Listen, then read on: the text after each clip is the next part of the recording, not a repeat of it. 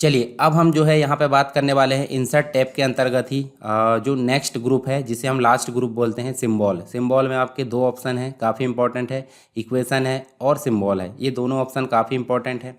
अब ये देखिए ऑप्शन कहाँ उपयोग आते हैं, ये चीज़ आपको ध्यान में रहना चाहिए। तो इक्वेशन आपको उपयोग आता है जैसे आप मैथ्स वगैरह कोई फॉर्मूला कोई इक्वेशन टाइप कर रहे हो तो उससे रिलेटेड जो कीवर्ड में आपको क्या मिलते हैं, इस प्रकार के ऑप्शन नहीं मिलते हैं। कीवर्ड में कुछ लिमिटेड कीज़ होती, कुछ limited characters, alphabet, numerics value होती हैं और कुछ एक्स्ट्रा लेकर आना है तो हमको या तो इक्वेशन में जाना होगा मैथ्स के लिए और या तो सिंबल में जाना पड़ेगा कोई सिंबल लाने के लिए। ठीक है, तो यहाँ आपको दो ऑप्शन देखने को मिलते हैं सिंबल ग्रुप में, जिसका नाम है इक्वेशन और नेक्स्ट जो है सिंबल। तो सबसे पहले हम इक्वेशन ऑप्शन को समझेंगे। इक्वेशन ऑप्शन होता क्या है, नॉर्मली अगर इक्वेशन पर क्लिक कर दे नॉर्मल तो एक देखिए टाइप हेयर का आपको क्या आ गया है, एक टाइप इक्वेशन हेयर करके आ गया है। इसी पे देखिए हमारा को कुछ ऑप्शन देखने को मिलते हैं, तो ये ऑप्शन अभी काम के नहीं। हम यहाँ पे क्या कर सकते हैं, देखिए आपको देखिए फिर से इक्वेशन आ गया, इंक आ गया है। मान लो आपको यहाँ पे लिखना है तो लिखना है तो देखिए यहाँ पे क्या कर सकते हैं, जैसे आपको देखिए ये देखिए इस प्रकार से लिखना है और देखिए A+B करना है आपको। ठीक है, इस प्रकार से ये देखिए लिख दिया मैंने और इसको इंसर्ट करना। तो देखिए इसके अंतर्गत जो है हम लिखने के अनुसार भी इसमें इंसर्ट कर सकते हैं। इसके अलावा आप देखिए इस प्रकार से देखिए सिग्नेचर इनफाइनाइट, देखिए ये जो भी आपको इंसर्ट करना है वो आप यहाँ से इंसर्ट कर सकते हैं। चाहे तो आप यहाँ से देखिए जो देखिए बहुत सारी चीज़ें आपको पहले से बनी बनाई मिलेगी। ठीक, इसमें आप जो है साइन कॉस देखिए इस प्रकार से आप इंसर्ट कर सकते हैं। टाइप हेयर में आपको जो भी इक्वेशन बनाना सब यहाँ पे सारी चीज़ें ऑप्शन दी हैं, आप अपने अनुसार यहाँ पे देखिए ये जो भी सिंबल लाना चाहते हैं उनका उपयोग करके आप अपने इक्वेशन को तैयार कर सकते हैं। ठीक है, तो ये आप जो है इक्वेशन की बात हो गई। ठीक, अब मान लो कोई रेडीमेड इक्वेशन आपको लाना है तो फिर से इंसर्ट में जाएंगे, सिंबल ग्रुप में जाएंगे और यहाँ इक्वेशन में जाकर आप देखिए रेडीमेड इक्वेशन आपको बनाया आ गया है। अब इनको भी आप जो है बदल सकते हैं, जैसे एक्स और ए के बीच में मतलब एक्स के बदले आपको कुछ लिखना है तो आप ए लिख सकते हैं और ए के बदले बी लिखना तो बी भी लिख सकते हैं। ठीक है, एन के बदले कुछ लिखना तो आप एन की जगह में लाकर जो है एन की जगह कुछ भी मतलब इस प्रकार से आप जो है बदल सकते हो, या फिर उसमें हटाना डिलीट करना या फिर उसमें दूसरी चीज़ें लाना, इस प्रकार से कर सकते हैं। ठीक है, लीनियर देखिए लीनियर देखना है, ठीक है, प्रोफेशनल देखना, तो ये देखने का तरीका होता है। ठीक है, इस प्रकार से आप जो है क्या कर सकते हैं, इसको अपनी इच्छा अनुसार देखने के तरीके में बदल सकते हैं। चलिए और प्रोफेशनल कर देते हैं। तो ये आपको समझ में आया इक्वेशन। इस इक्वेशन जब भी आप काम करोगे तो कहाँ काम आने वाला है, मैथमेटिक्स से रिलेटेड जब आप कोई काम करोगे MS वर्ड में डॉक्यूमेंट में तो आपको इक्वेशन से रिलेटेड जो सारे ऑप्शन है वो यहाँ पे देखिए आपको दिख रहा है, आपको यहाँ पे ये सारे काम आ जाएंगे। ऑफिस के अंतर्गत भी कुछ ऑप्शन है। ठीक है, इंसर्ट न्यू इक्वेशन कर सकते हैं, ब्लैंक जैसे हमने क्लिक करके लाया था इंक के माध्यम से आप लिख सकते हो। ठीक है, तो ये आप उपयोग कर सकते हैं। चलिए अब हम बात करने वाले हैं सिंबल की।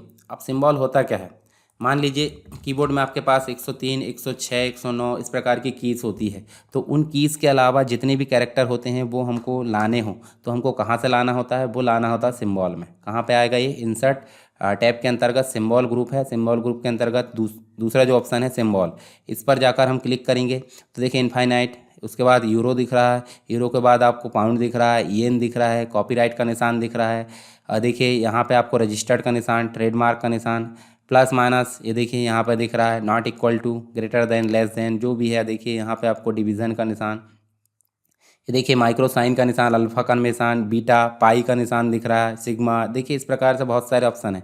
तो ये ऑप्शन आपके कीबोर्ड में नहीं होते, जैसे बीटा, तो बीटा यहाँ पे आ गया। अब फॉर्मेटिंग वही आएगी जो आपने फॉर्मेटिंग कर रखे, जैसे मान लीजिए मैं इसकी फॉर्मेटिंग बढ़ा देता हूँ तो देखिए यहाँ बीटा आ गया। फिर से इंसर्ट में गए तो ये ऑप्शन आपको कीबोर्ड में नहीं मिलेगा। तो जो भी ऑप्शन आपको कीबोर्ड में नहीं मिलता, जो कैरेक्टर स्पेशल सिंबल, उसके लिए आपको सिंबल में जाना पड़ता है। सिग्मा का निशान वहाँ पे नहीं मिलेगा आपको कीबोर्ड में। ये देखिए इस प्रकार से एन जो करेंसी है उसका निशान नहीं मिलेगा। ये देखिए इस प्रकार से जो बार बार उपयोग आते हैं, ठीक है, ये इनफाइनाइट का निशान नहीं मिलेगा। ठीक है, यूरो का जो सिंबल है वो आपको यहाँ पे कीबोर्ड में नहीं मिलेगा। देखिए यहाँ पे पाउंड का निशान है। तो ये सारी चीज़ें जो रहती है कीबोर्ड में उपलब्ध नहीं रहती, उनको आप कहाँ से लाते हो, सिंबल से।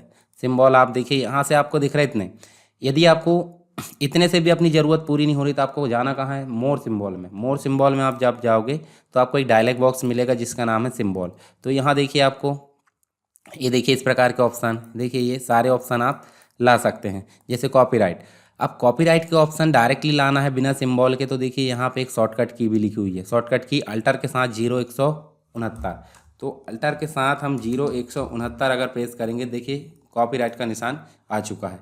ऐसे ही हम बहुत सारे शॉर्टकट देख सकते हैं, जैसे देखिए बीटा के लिए शॉर्टकट, बीटा के लिए शॉर्टकट थोड़ी कठिन है, तो इसको हम यहीं से प्रयोग कर सकते हैं। देखिए यहाँ पे जो रजिस्टर्ड है उसकी शॉर्टकट है 0174 है, ठीक है। इस प्रकार से देखिए 163 है, जो पाउंड है उसकी, यूरो की आपको 128 देखने को मिलेगी, 0128।